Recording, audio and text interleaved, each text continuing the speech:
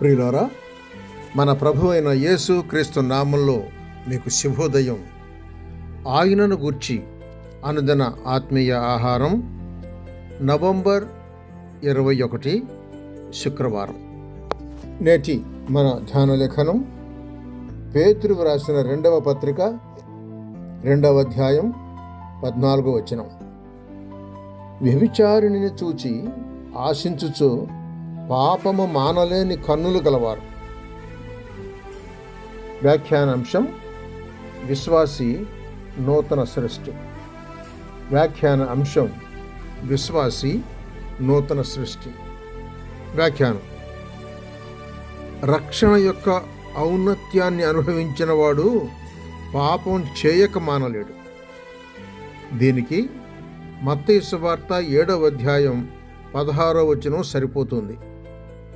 ముండ్ల పొదలలో ద్రాక్ష పండ్లనైనను, పల్లేరు చెట్లను అంజూరు పండ్లనైనను కొయ్దురా. ముండ్ల చెట్టే, దాని ఫలాలు కూడా అటువంటివే. పల్లేరు చెట్టు అంతే, పాపి అంతే. పాపము మానలేని కన్నులు పాపికున్నాయి. క్రొత్త జన్మం కలిగితే దానితో కూడా క్రొత్త స్వభావం కలుగుతుంది.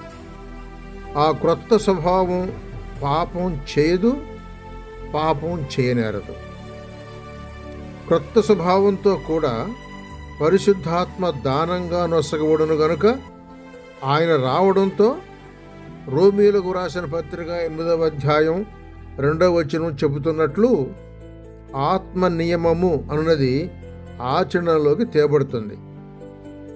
ఆ నియమం శక్తి గలది అయినందువల్ల, ఆ నియమం యొక్క క్రొత్త శక్తి వలన విశ్వాసి పాత స్వభావ సంబంధమైన పాప మరణముల నియమము వంటి బలమును జయింపగలిగి ఉంటాడు.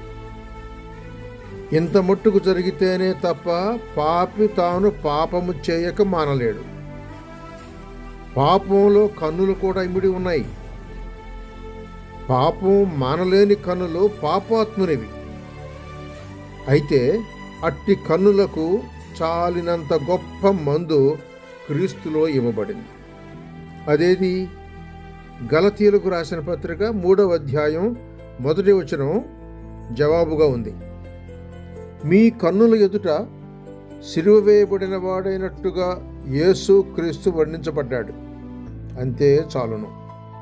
సిలువ వేయబడిన క్రీస్తును అంగీకరించిన వాని కన్నులు మాత్రమే గాక తాను తన యావత్తు సర్వ శరీరంతో కూడా రక్షింపబడతాడు.